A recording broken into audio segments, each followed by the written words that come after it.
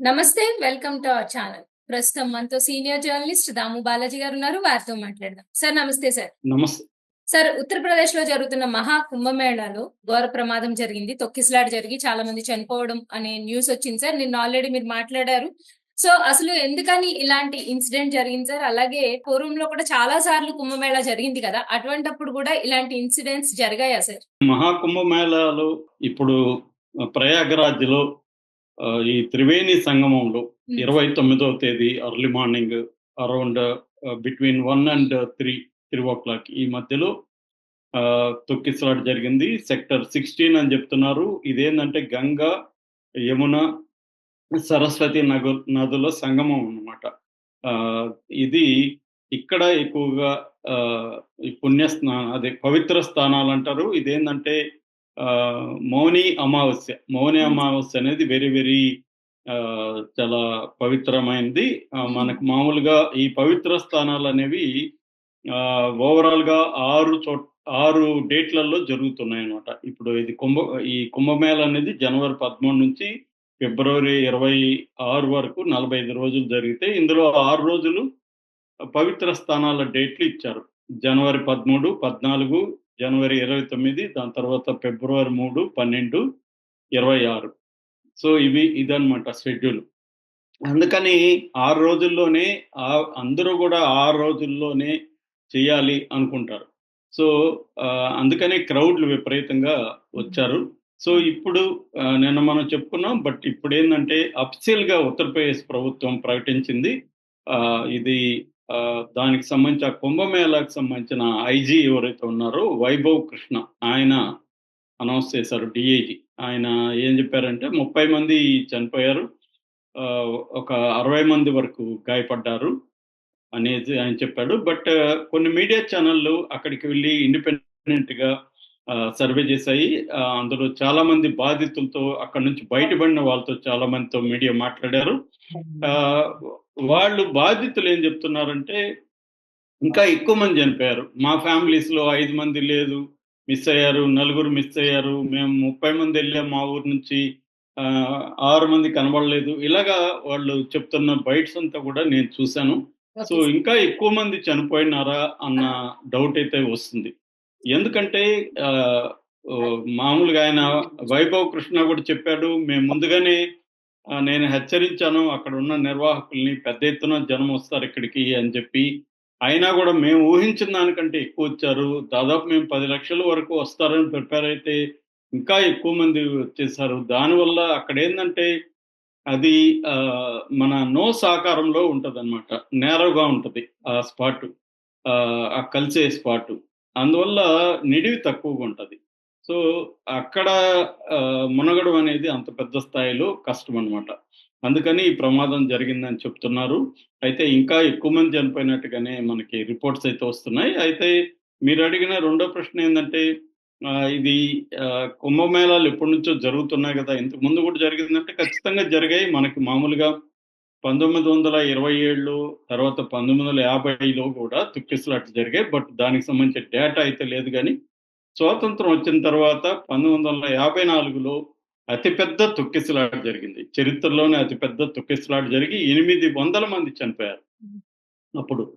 దానికి కారణం ఒక ఏనుగని గూడా చెప్తారనమాట. ఒక ఏనుగు ఏనుగు. వల్లనే ఏనుగు అది దానికి ఉన్మాదంలాగా వచ్చి జనంలోకి వచ్చేసింది. దానివల్లనే తొక్కిసలాట జరిగింది. 800 మంది చనిపోతే అప్పుడు గూడా దాని మీద విచారణ అవన్నీ కూడా నెహ్రూ గవర్నమెంట్‌లో ఏశారు. అది గూడా అప్పుడు ఫిబ్రవరి 3 అది గూడా ఇలాగే మన అప్పుడొచ్చి అలహాబాద్ అనేవాళ్ళు దాన్ని. ప్రయాగరాజ్‌కి తర్వాత పేరు మారింది. అలహాబాద్‌లో జరిగిందది. సో, అక్కడ అప్పుడు ఆహ్, దాదాపు 800 మంది చనిపోయిన తర్వాత నెహ్రూ ప్రధానంగా ఏమన్నంటే వీవీఐపీలు వల్లనే ఇది జరిగిందనేది కూడా ఇప్పుడు నెహ్రూ చెప్పాడు. వీఐపీలని రావద్దని గూడా ఆయన పిలిపిచ్చాడప్పుడు. ఆ తర్వాత మనకి పెద్ద ఎత్తున జరిగిందొచ్చి 1986లో హరిద్వార్‌లో జరిగింది. ఆహ్, అప్పుడు గూడా 50 మంది చనిపోయారు. హరిద్వార్ 86లో. తర్వాత 92లో ఉజ్జయిని సింహస్థ కుంభమేళా అని పిలిచారు దాన్ని. ఈ సింహస్థ కుంభమేళాలో గూడా 50 మంది చనిపోయారు. అప్పుడు కూడా.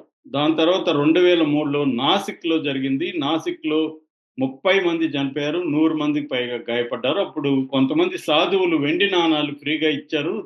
ఆ వెండి నాణాలు తీసుకోవడానికి వెళ్లి చనిపోయారన్నమాట. ఆ తర్వాత 2010లో హరిద్వార్‌లోనే 5 మంది చనిపోయారు. ఈ తొక్కిసలాటలో. దాని తర్వాత లేటెస్ట్ అంటే 2013లో ఈ ప్రయాగ్‌రాజ్‌లో 36 మంది చనిపోయారు. 50 మంది వరకు గాయపడ్డారు. సో, మనం చరిత్ర చూస్తే కుంభమేళాల్లో ప్రతిసారి కూడా ఆల్‌మోస్ట్ ఏదో ఒక తొక్కిసలాట అయితే జరుగుతుంది. జనం చనిపోతూనే ఉన్నారు. ఎందుకంటే ఇది నేను నిన్న కూడా చెప్పాను. ఇది largest and oldest religious congregation అన్నమాట. దీన్ని యునెస్కో వాళ్ళు కూడా ఇంటాంజిబుల్ కల్చరల్ హెరిటేజ్‌గా పిలిచారు. మామూలుగా యునెస్కో వాళ్ళు టాంజిబుల్ కల్చరల్ హెరిటేజ్‌గా కొన్ని సైట్‌లను గుర్తిస్తారు. టాంజిబుల్ అంటే కంటికి కనబడే బిల్డింగ్స్ గాని అట్లాంటివి. ఇది ఇంటాంజిబుల్ అంటే ఒకసారి వచ్చి వెళ్ళిపోయినా కూడా అదొక కల్చరల్ హెరిటేజ్‌గా యునెస్కో కూడా గుర్తించింది. ఈసారి మోడీ ప్రభుత్వం గాని, ఉత్తరప్రదేశ్ ప్రభుత్వం గాని దీన్ని పెద్ద ఎత్తున అయితే నిర్వహించడానికి ఏర్పాట్లయితే చేశారు. అవును సార్.